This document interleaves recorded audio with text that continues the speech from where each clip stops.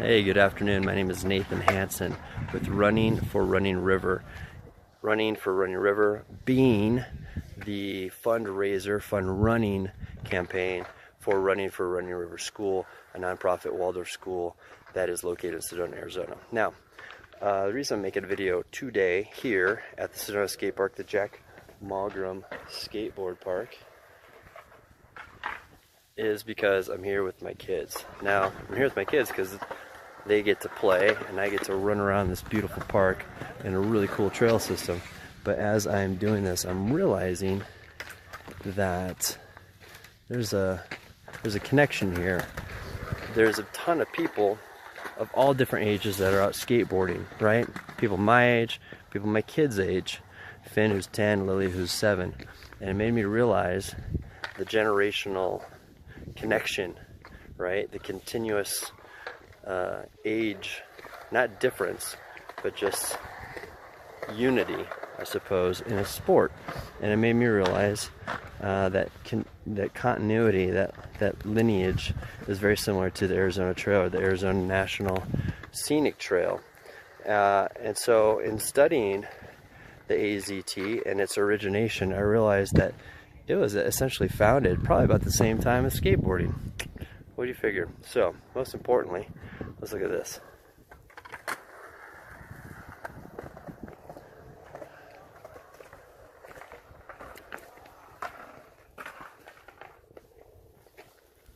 Alright, now, if we're going to talk about the Arizona Trail, I have to mention the founder, the godfather of the founding father of the Arizona National Scenic Trail, Dale Shewalter. Now, Dale Shewalter was a 5th grade school teacher in Illinois, and one thing that he wanted to do, one of his life goals was to do the Appalachian Trail. Unfortunately, he didn't have enough scratch to get that dream to come to fruition. So one thing he realized he needed to do is to do a little bit of work, right?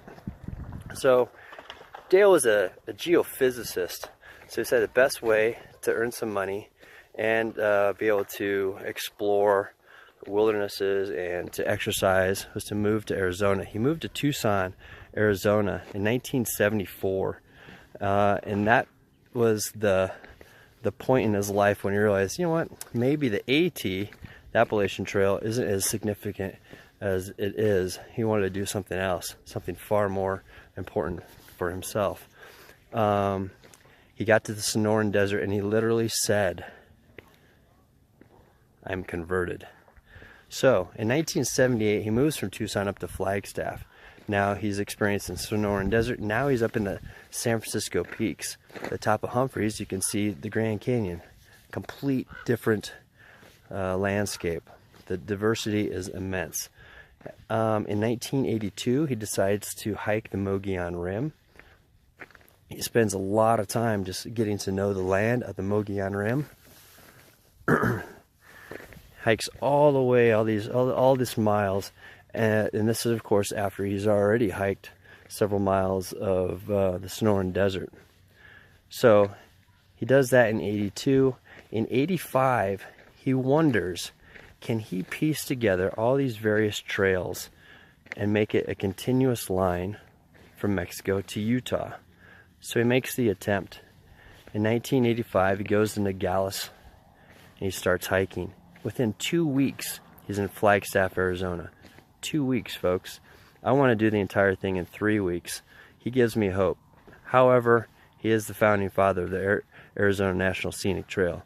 He's a badass. He's the godfather of hiking as far as I'm concerned. Anyway, so I do digress.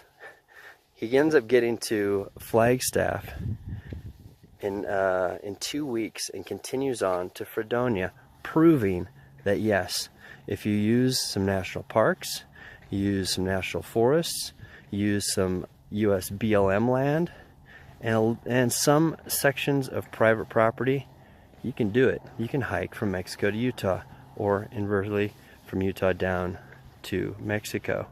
So after that, he has a campaign. He goes to libraries, schools, he does little fundraisers and whatnot, trying to raise awareness for what he wants to call the Arizona National Scenic Trail. And he gets a a really important person to hear him out. And at that time, that was Governor Bruce Babbitt.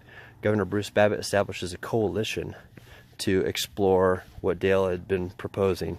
And sure enough, in 1990, they had their first section, a 54-mile section from the Grand Canyon National Park up towards Utah. 54 miles. So they realized after doing that they needed a little bit more money, they needed more support. But all through the 90s, they kept plugging away and establishing more and more sections. In 1994, the Arizona Trail Association was established as a nonprofit 501c3 and has been going strong since with your support, and I totally recommend supporting the ATA. You have trail maintenance, you have information, you have water caches, you have the trail angels doing their work, everything to keep this section or their sections and in whole over 800 miles of trail, such as this, not on the Arizona Trail, but just a trail, maintaining it, keeping signage, helping hikers out there, and providing tons of information, and also protecting the environment, that the precious biosphere that we have. So that's what's Dale's vision, what originated with the Appalachian Trail, ended up becoming founding the Arizona Trail. That's pretty fantastic. Now, what is the Arizona Trail? What is the Arizona National Scenic Trail? Of the over 800 miles, there are 3 sections. There's the southern section, there's the central section, and there's a northern section. Now, each section is divided into passages. 43 passages in total. First passage starting down on the border of Mexico. Now, the southern section are passages, the first one through the 15th. So 1 through 15 are the southern section. The central section will be 16 through 27, and then the northern section, passages 28 through 43. 43 being the one that will bring you all the way up into Utah. Now, what's interesting about that as well is of the 800 miles, over 800 miles, within those 43 passages, you have extreme climate changes, extreme geographical changes. Landscape is just, and the flora, the fauna, tons of things are changing, much more diverse than as you might experience, say, on the Appalachian Trail that Dale originally wanted to do. Another thing that I find interesting, and it's another reason probably I'm at the skate park doing this little lecture, there's the ups and downs, the drops, the hills. Heading northbound from Mexico to Utah, they're over 100,000 feet. To be exact, it's 113,088 feet in elevation gain. That is more than hiking Mount Everest 4 times. Now, of course, there isn't that altitude. I wouldn't have to worry about altitude sickness. But if I didn't have to worry about oxygen on Mount Everest, it would be hiking up Mount Everest 4 times. I want to do that in 3 weeks. Damn, I love a challenge.